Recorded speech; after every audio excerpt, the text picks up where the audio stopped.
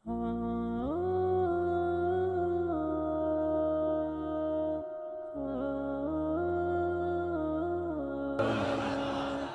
सबूत ना मंगो मैथों भला नजरे करम कद होई। ए मैं जाना या दिल भर जाने गैर न जाने कोई। मैं मिस्कीन पुराना खादम किसे दर मिली न टोई।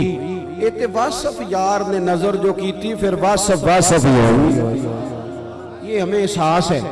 लेकिन ये क्यों बाज़-औक़ात बाज दोस्त बड़ा तड़प के आगे बढ़ते हैं तो एक शौक होता है किसी के लिए। मुझे एक दफ़ा एक साहब ने कहा कि हमारे जो मस्जिद के ख़तीब साहब हैं उनसे दूर दूर से आके लोग फैज़ याब हुए, लेकिन मैं सदर हूँ मस्जिद का, मेरे बच्चे नाजरा भी नहीं पढ़ सके, उनको कुछ भी नहीं मिला, दूर दूर से फैज़ याब हुए। तो मैंने उनसे कहा बड़ी सादी सी बात है, वो जो दूर से आए हैं ना वो हजरत साहब समझ के आए हैं। तो तुसा बाला नूं दसिया कि असी मौलवी रखे है 50,000 का मसीते।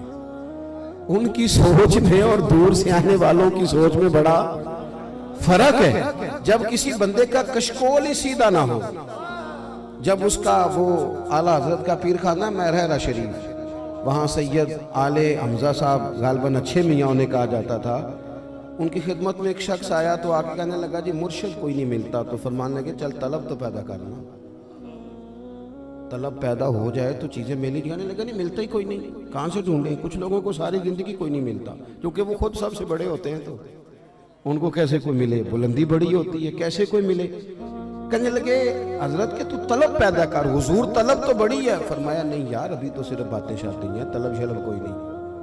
तलब हो ना तो फिर मैंने एक दफ़ा अपने वालिद साहब से पूछा, मैं कि अब्बा जी तुहानू खाने च की पसंद है? तो सादे बंदे के जवाब भी सादे होंगे सन। फरमान लगे पुत्र जे ते भुख लगी होवे तो फिर ते सारा कुछ ही पसंद है, तो जे भुख ना लगी होवे तो फिर नखरे ही नखरे ने, ऐ नहीं खाना तो दिल नहीं मनता, भुख लग जाए तो फिर तो मज़ा ही बड़ा होता है, वो जो भी मिल जाए वो मज़ा दे जाता है। वो हजरत फरमाने लगे तलब कोई नहीं तेरे अंदर। कहने लगा हुजूर बड़ी है। फरमाने लगे चलो तजर्बा कर लेंगे तू जा। वो कहने लगा जी बस पीर भी बातें ही बताते हैं, देते कुछ नहीं। हजरत ने उसे ना रात को मछली खिलाई, और इत्तेफाक की बात यह कि उस हवेली में उसे रखा जहां से बाहर निकलना थोड़ा मुश्किल था। सवेरे शहरी का मछली खाई हो 2 किलो, मसाला अच्छा लगा हो, बंदा बाजू का खा भी ज़्यादा जाता है। उसने मछली खाई थी, रात का टाइम था, सारी रात पानी के लिए तड़पता रहा, पानी मिला कोई नहीं। शहरी का वक्त आया, हजरत ने दरवाज़ा खोला, कहने लगा पानी। फरमाया सलाम का जवाब तो दे।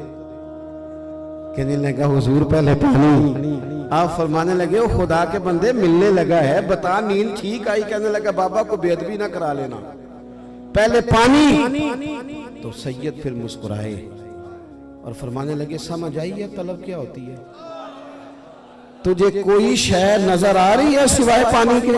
और तुझे समझ आई है तलब क्या होती है, तड़प क्या होती है? समझ आई है? सिर्फ पानी पानी तेरी नजर में रह गया ना, और कोई चीज तो नहीं ना, ये तलब है। हजरत शाह बकीउद्दीन इब्ने मखलद कहते हैं दिल में तड़प आई थी हुजूर की हदीस को।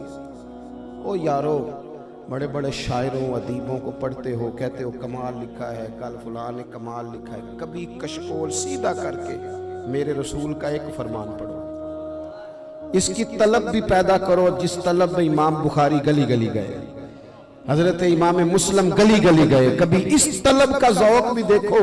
रोटी थोड़ी खाते थे इमाम मुस्लिम, फरमाते थे रोटी तोड़नी पड़ती है, सालन लगाना पड़ता है, मैं खजूर खा के गुजारा करता हूँ ताकि मेरी नज़र ना हटे और मैं मदीने वाले की हदीसें लिखता रहूँ और बयान करता रहूँ।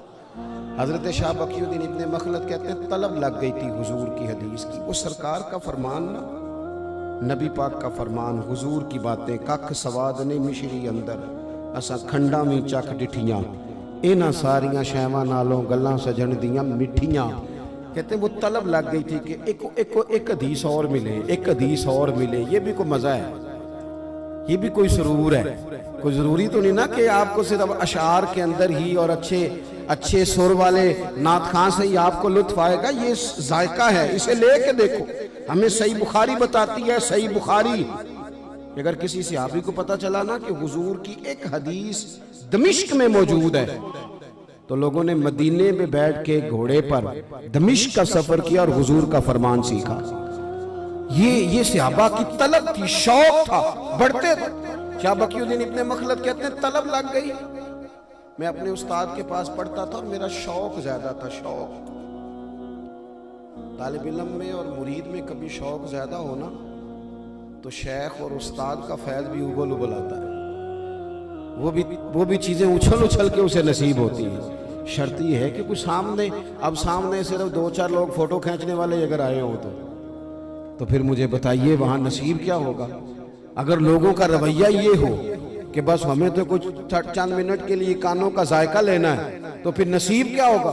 फरमाते मेरी तलब ज्यादा थी तो मेरे उस्ताद मुझे फरमाने लगे, पुत्र तेरी तलब ज्यादा है और मैं तुझे उस तरह मुतमईन नहीं कर पा रहा, तो इस तरह कर बगदाद शरीफ चला जा, इमाम अहमद बिन हंबल की खिदमत में हाजिरी दे। फरमाते मैं अमीर घर का बच्चा था, मेरे लिए मुश्किल था। इसकी आवाज़ पहले ठीक थी जी माइक की। फरमाते मैंने बड़ी मुश्किल से घर से इजाज़त ली, सामान समेटा, कश्ती के रास्ते सफ़र शुरू किया। रास्ते में तूफान आ गया, टूट गई कश्ती, एक जजीरे पे जा उतरा, बड़ी मुश्किल से जान बचाई। 1 महीना वहाँ रहा, पत्ते खा के गुजारा किया। फिर 1 माह के बाद एक कश्ती नसीब हुई, बगदाद ले गई। महीना में कपड़े नहीं बदल सका। फरमाते हैं कभी कोई कपड़ा ओढ़ के उन्हीं को धो लेता और गीले ही पहन लेता, दूसरा जोड़ा नसीब ना हो सका। फरमाते मैं बगदाद शरीफ पहुंचा, गो सुना था कि आस्ताना यार दूर है, पर हमने भी ठान ली थी कि जाना ज़रूर है। मौकूफ तूर पर ही नहीं जलवाए दीद, कुछ होश उड़ गए जहाँ पर वहीं कोहे तूर है। फरमाते मैं पहुँच गया और लोगों से पूछा कि इमाम अहमद बिन हंबल का मदरसा, उन्होंने कहा कभी होता था आजकल बंद है। क्यों? का बादशाह सलामत नाराज हो गए। बादशाह सलामत होते जो बादशाह हैं, जिससे मर्जी नाराज हो जाए। बादशाह सलामत नाराज हो गए, उन्होंने मदरसा बंद कर दिया। इमाम साहब अपने घर में कैद हैं, बाहर पुलिस खड़ी है, बाहर नहीं निकल सकते। कहते मेरे अंदर तलब थी हुजूर का दीन सीखने की, मेरे अंदर तलब थी अहादीस को जज़ब करने। मैंने कहा कि हजरत का घर, उन्होंने कहा जनाब इस वक्त हालात बड़े खराब हैं, कोई उंगली का इशारा भी करे इमाम साहब के घर की जानिब तो उंगली काट दी जाती है। वो तेरी आंख हो या संग मलामत की चुभन, कौन पहुंचा है मेरे दर्द की गहराई तक। दौरे शोहरत में तो यारों ने किया याद बहुत, पर साथ आया ना कोई कूचे रुसवाई तक। और इसका तर्जुमा मियाँ साहब ने यूं किया है कि सारी उम्र ही आटा गुद्दा है, लखा कीते पेड़े, अब वक़्त आया ही ते मोहम्मद बख्शा, कोई नहीं हो बैठा नेड़े। वो हालात बदल जाए ना, जितिल खलजामुदाविनुहा बैन नास, तो बाज़ों का ना लोग भी बदल जाते हैं, वो भी अपना रुख चेंज कर लेते हैं, कोई उंगली का इशारा भी नहीं कर सकता। हजरत शाह साहब कहते हैं दिल में तड़प थी, मैं पीछे नहीं मुड़ा, और तड़प थी हुजूर की हदीस सीखने की। अल्लाह करे ये हमें लग जाए, हम जुमे वाले दिन कागज कलम लेके आए, हम इस गुलशन से अपने दिलों को आबाद करें।